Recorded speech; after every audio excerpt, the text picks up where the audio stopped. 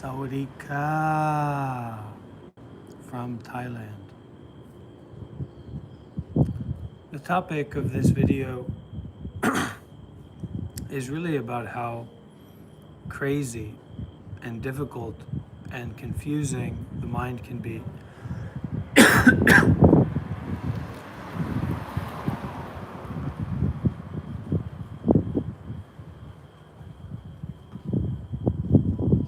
Most of the things that we've been taught to do are based in consumption. So we take something in, maybe something related to seeing, maybe taking something in related to hearing, taking something in related to physical experience of the body. So this consumption, this way of consuming or eating or taking things in, is all about things, different things, pleasant and unpleasant, good and bad, green and red. And so we're taking these things in a lot of the times because we're suffering and we don't want to feel that suffering. And if it was just that, well, life would probably be pretty easy, wouldn't it? Because we would feel a certain way and we would not want to feel that way. And so we would try to experience something that was more pleasant than what we were experiencing already. But actually,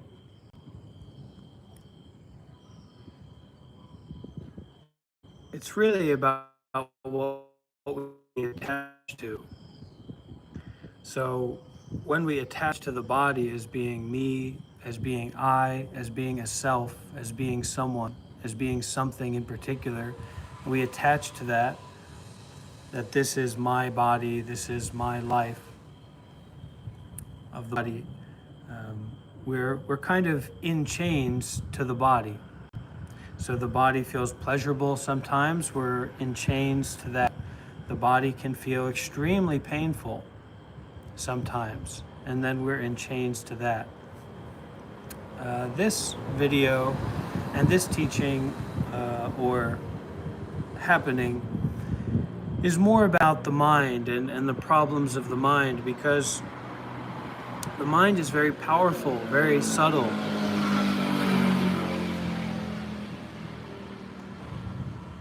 Very intricate. The mind can be like a beautiful dream.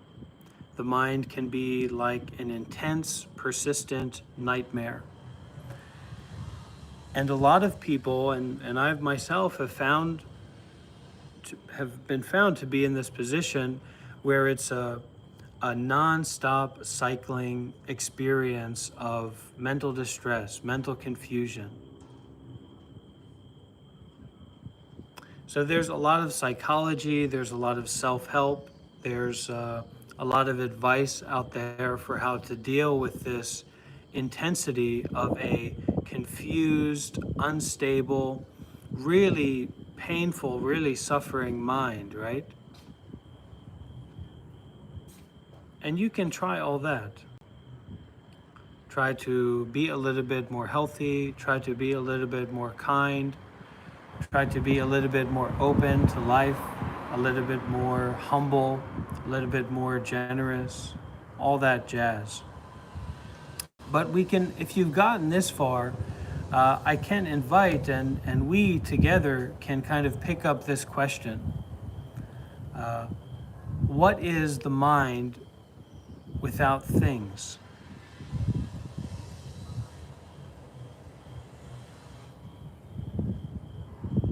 What is the mind without thoughts?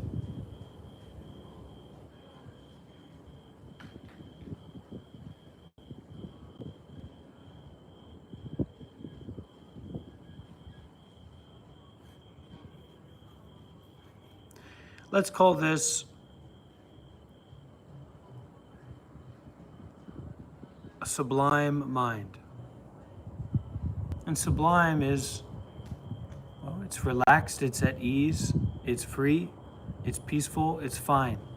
Everything is fine in the sublime mind. So the sublime mind, or a mind without things, isn't actually about self-help. It's not about you getting success in your life, or success in your spiritual path, or success in your mental health. The mind without things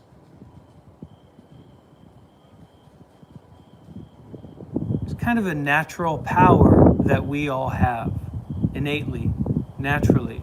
Just like we have the power to die, or we have the power to see,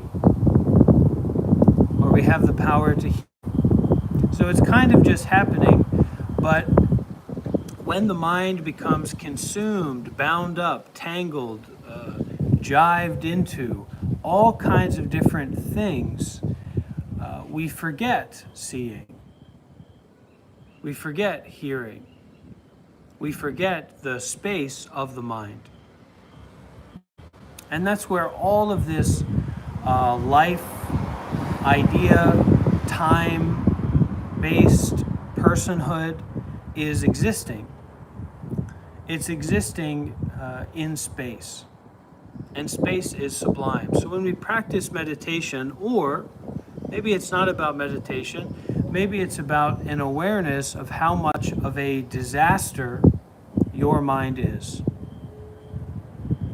How much of a disaster suffering and stress and confusion and complicated thinking is. A relationship with yourself, relationship with others, relationship with the world. So we practice meditation not as a way to train the mind or develop some special ability or develop some special wisdom, anything like that. Meditation is more coming back to the sublime mind, or the mind of not fixating on things.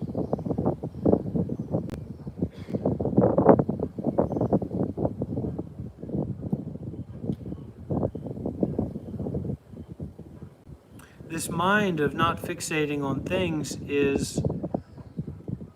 it's kind of a lot of our life, a lot of our ego, a lot of the narrative that we operate from, okay, is more like a movie or a TV show or like a processed food. And the nature of the mind, or the mind without things, is more like light reflecting in water, more like breeze felt on the body, more like the color orange. So in that way, even though all of the things that can be in the mind, all of the complications that seem to pull us, right? They have this quality of intensity. They have this quality of stimulation. They have this quality of reactivity. And somehow in all of us, there's this inner chemist. We like reactivity. We like when things are going good, and that means we also are pulled towards getting caught up when things are going bad.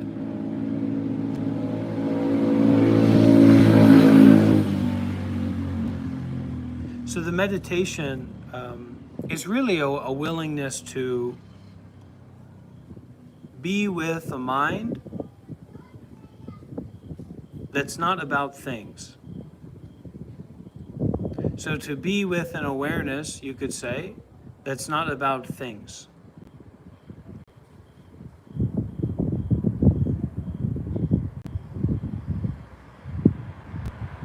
And so in the midst of this mind that is actually not at all about things, you may hear sounds. You may see sights. You may have thoughts. You may have physical sensations in the body. You may have a worry, right? There may be a sense of you, a sense of self, a sense of identity that you feel you need to work with, and that your meditation is working with that sense of identity. But this is not the correct approach to meditation. Meditation is not mind training. It's better to say that meditation is a recollection of the absence of things.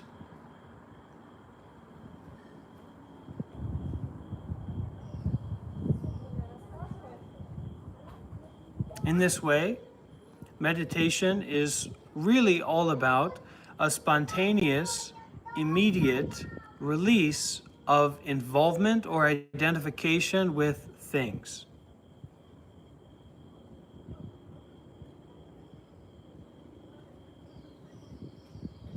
So we could call it abiding in spacious awareness.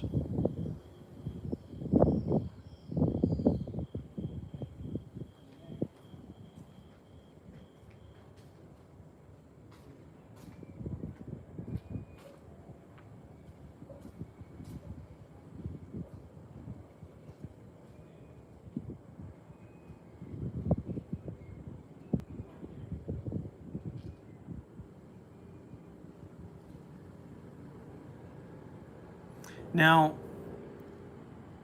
this relationship with spacious awareness is absolutely essential for people with mental health issues, for people with difficult life situations, for people who are going through a big experience, to have a direct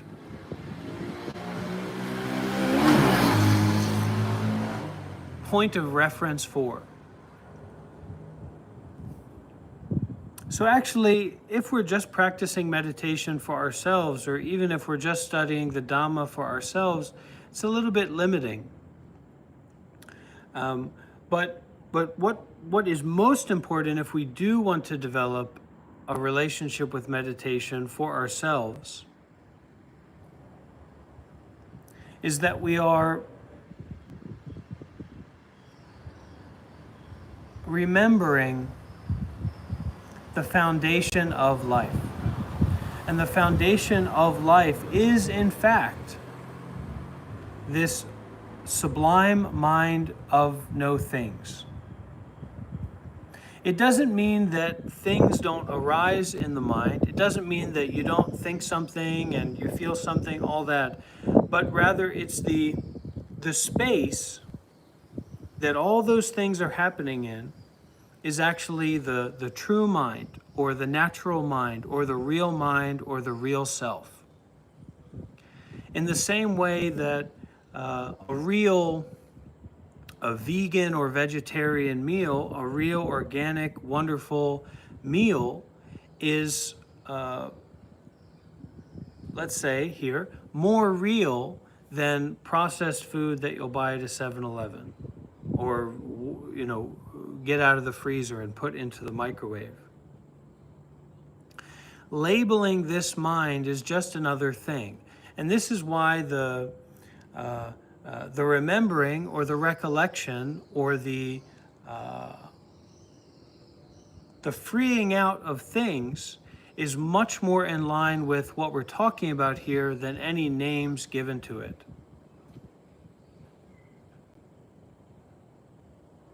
So this mind of spontaneous, spacious awareness, unobstructed,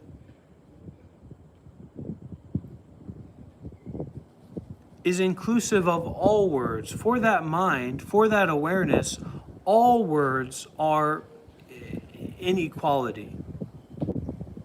All words are equal. All words are seen from the perspective, and ideas and stories and situations and ego, everything, from the perspective of this mind of spacious awareness or non-discrimination, not picking or choosing.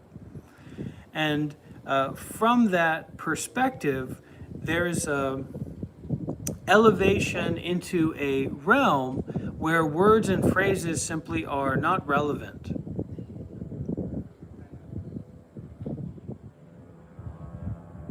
So this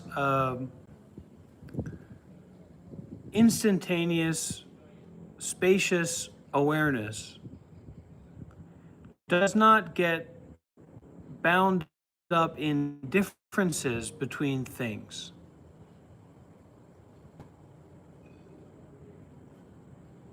This spacious awareness is free from differentiation or free from difference. And that's why it is so sublime.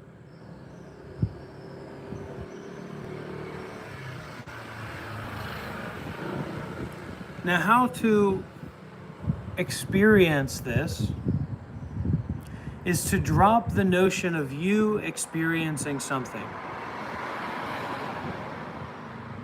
Sincerely, wholeheartedly, drop the notion of you having something, being someone, doing something.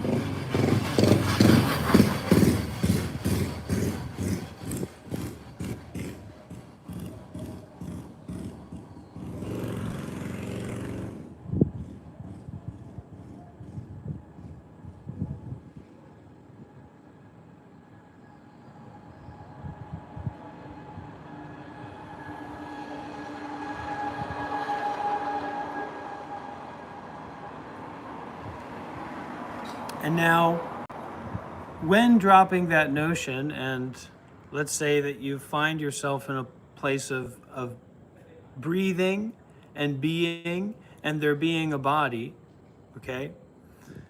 All of the noticing of the body experience, or the noticing of the breathing, or the noticing of some kind of self-consciousness, you see that without identifying it as a part of a larger narrative or a larger experience. And so the larger experience in this is a mind of no things.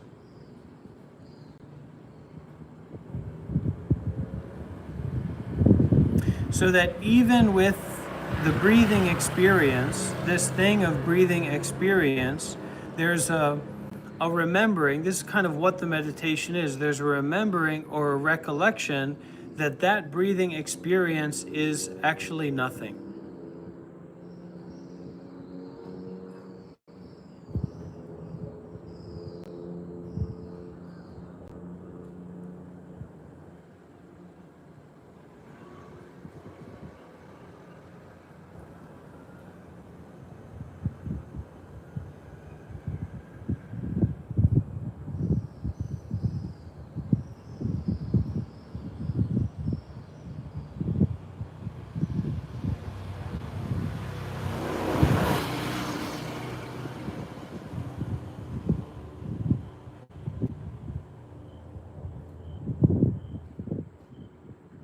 And so we feel there's a kind of a juice box in this area of the body.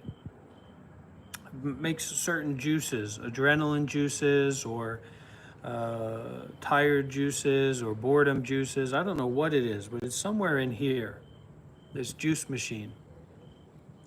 And so as you notice, if you want to practice meditation, if you want to develop your relationship with this sublime mind of spontaneous awareness without things, all of that noticing is happening in the realm of a willingness to be still, or a willingness to be uninvolved.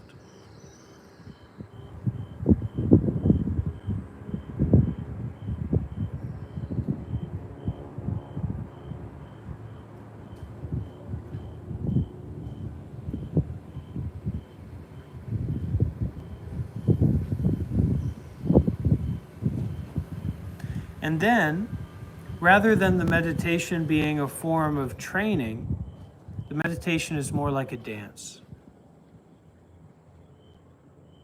more like swimming or floating.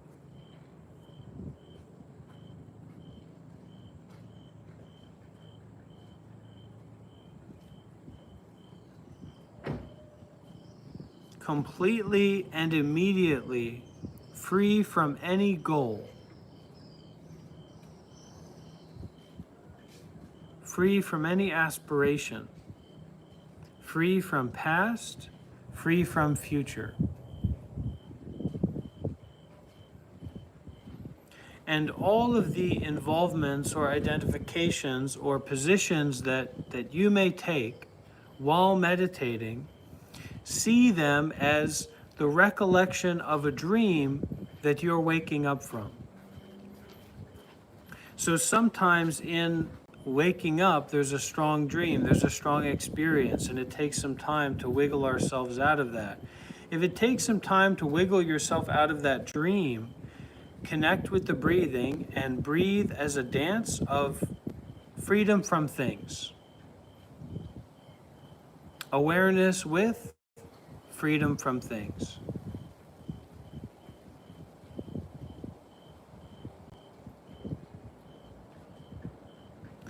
And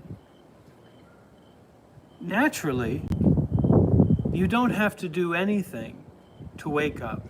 Waking up just happens. You don't have to do anything to breathe. Breathing just happens. It doesn't matter if you are thinking about it or how am I breathing, how does it feel? Breathing is just happening regardless. And in the same way, this nature of the mind is regardlessly unobstructed.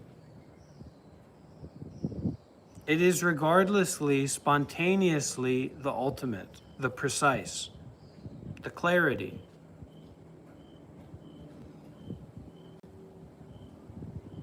Of no things.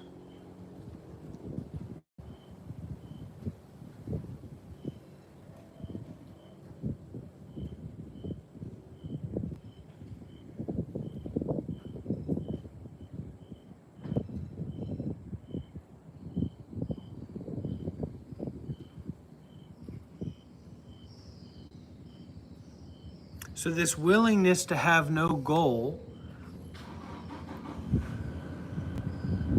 fixes stress.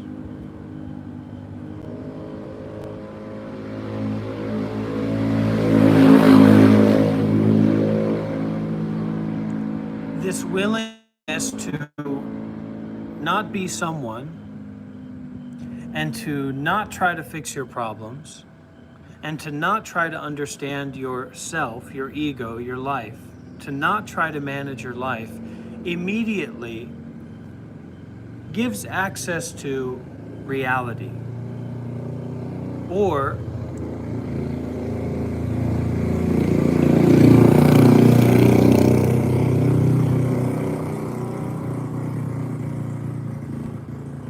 the mind that is free from things.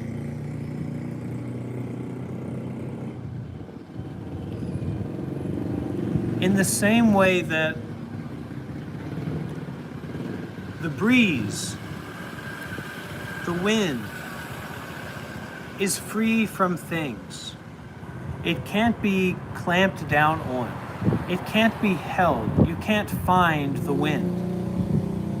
And in the same way, you can't find the mind. You can't find enlightenment. You can't find freedom. You can't find healing. You can't find everything. Everything is already. And it is an everything that is already also not something. Everything is free from things already. And instead of going off into UFO encounters, we come back, or we remember, or we recognize a natural mind that has no conflict with life as it is, past, future, big plans, no plans.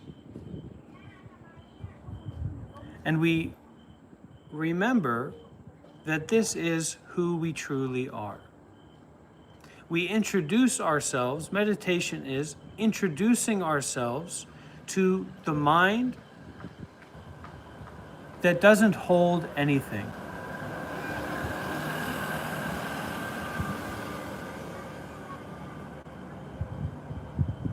The mind that is not about anything.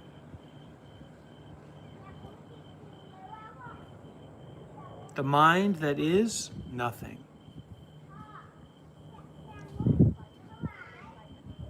The problem that is nothing already.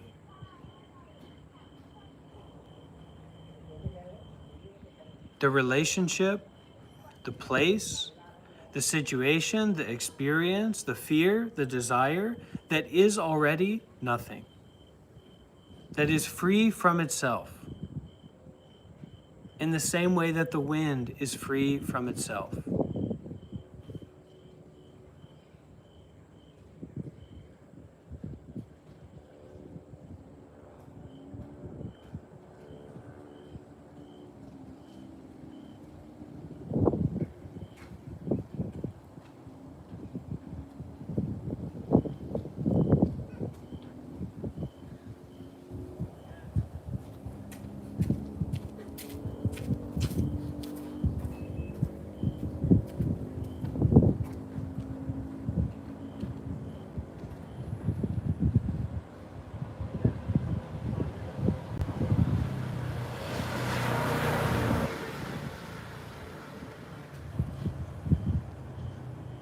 No goal. No goal. No intention.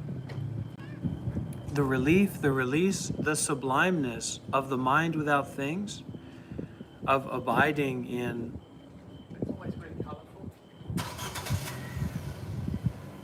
awareness without complication, does not require effort, it doesn't require intention, and it doesn't require motivation.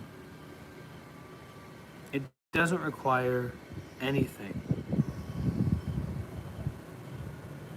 So then, if this practice is anything, it is to notice everything that you pick up and to put that thing down.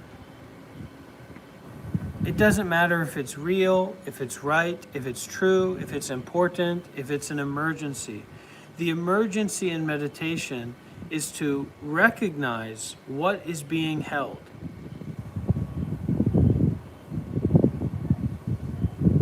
And to see through it. And the best way to see through it is to open the eye of the Dhamma eye. The Dhamma of awareness itself. Breathing itself.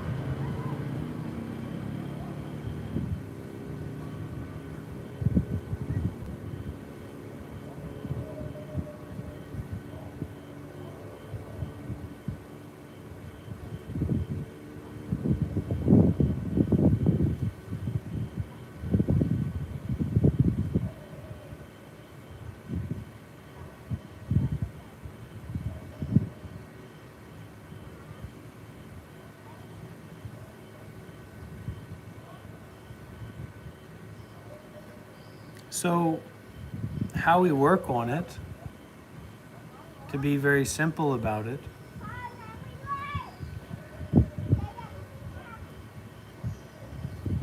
the perspective, the view, is this mind without things, or just being aware. You don't have to do anything to be aware, just like you don't have to do anything to see. You're just already aware.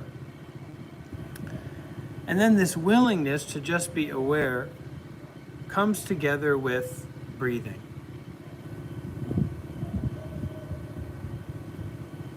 So all of the movement, all of the things that are arising in the mind, arising in the body, and of course passing away,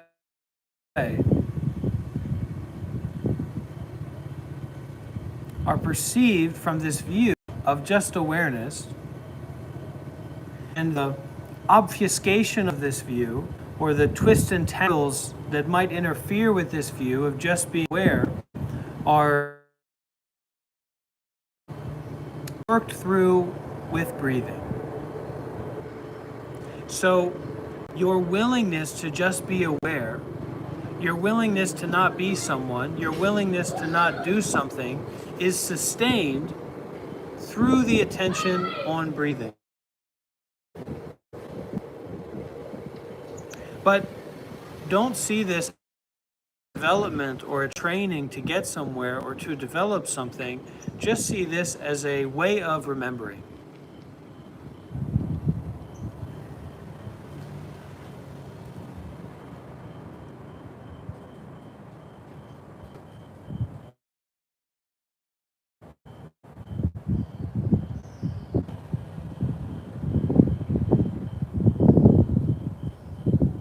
It has nothing to do with time. It has nothing to do with special techniques. It has nothing to do with this master or that master or me or you. It doesn't have anything. That's why it's so important that somehow, if we're suffering, we develop a relationship with this mind. This mind of as it is. This mind of it's just like this. This mind of what are you doing over there? Breathing. Just breathing. Just seeing.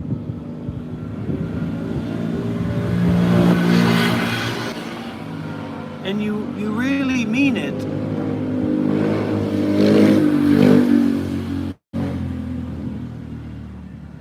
when you learn to remember, or when you remember remembering, or when you stop forgetting remembering.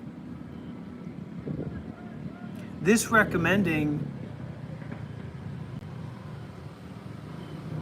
is not to encourage you to do something.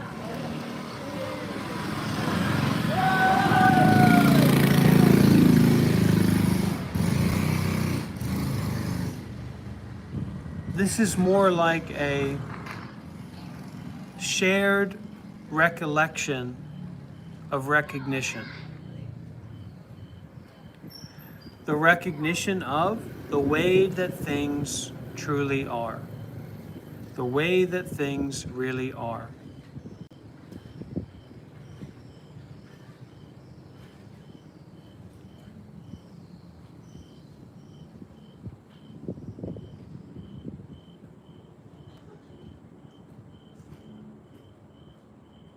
As for the position of a self, or the position of an ego, or the position of a real, true person in a real, true story, which is, I tell you what, it's bullshit.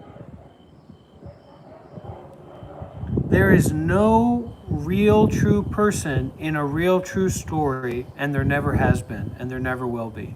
It's complete and utter nonsense. So, the implications of that, you could go off and become a monk. Some people go off and jump off a bridge, but I'm not recommending that.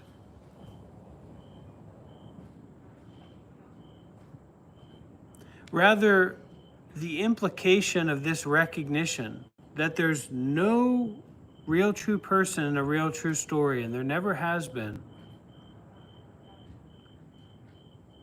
is grace. Is freedom from the nightmare of your mind, of your life, of your relationships, of whatever. And if it's not your nightmare, it may very well be someone else's nightmare that your lack of remembering implicates or facilitates. This is why it's not the best thing to do meditation for ourselves, or to do meditation for our particular group or the people that we like. We just do meditation together with everything, spontaneously, effervescently, limitlessly, beyond cognition, beyond figuring things out. And then walk back into your fractal truth, or walk into the universal door of Buddhas and Bodhisattvas, or become a stockbroker, or whatever you want to do. Go for it. But do it with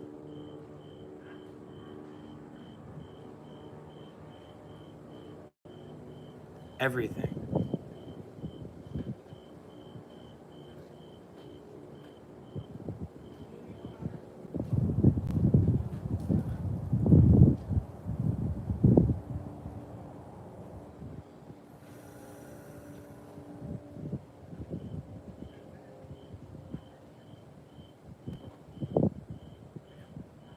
So that word, everything, can be very powerful. When the Jar Jar Binks or the Ja Ja Ja of the mind, of mental words and phrases, keeps going on and leading you down a path, use the word everything to clear out, to brighten out, to finish involvement with all of these things.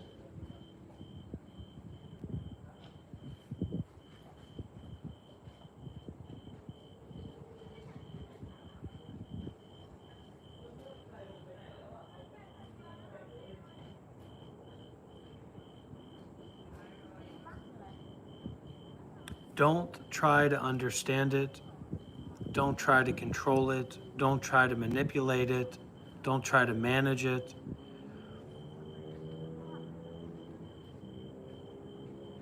This is something that you cannot understand. This is something that you will never understand. This is something that cannot be explained to you. This is something that no one knows. This is something that no one has.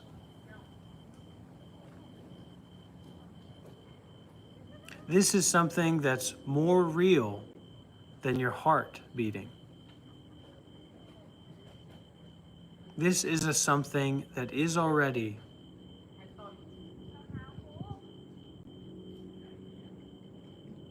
like space, like the moon, like this moment as it already is.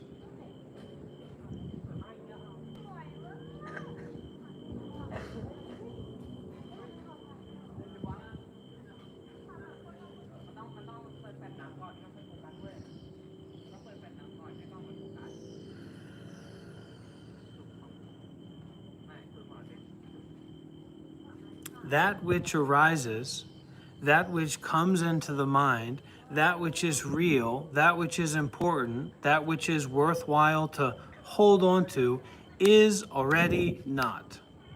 And if it's not already not, it's just a knot. A knot that can be untied without doing anything.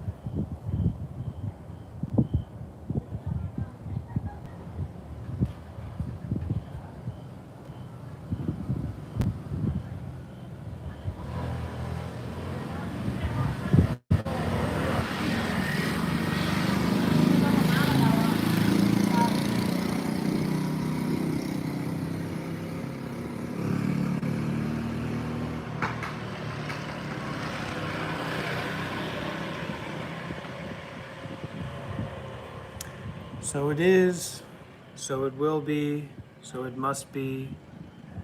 May it be. May we all be well, happy, and peaceful. May we all be free from our sufferings.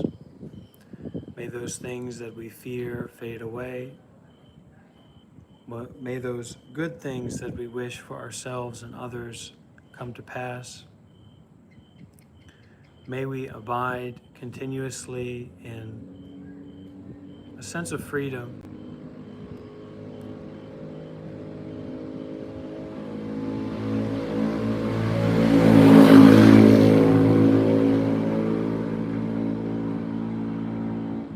sense of flexibility and a sense of community internally. When stress, when compulsive identification with negative feelings in the body or mind arise, may we release that. May we free that out.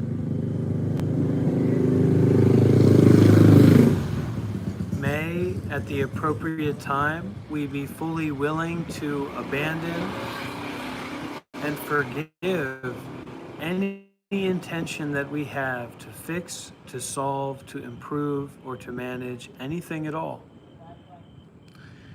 And with that, may we all be at peace. Sadhu, sadhu, sadhu.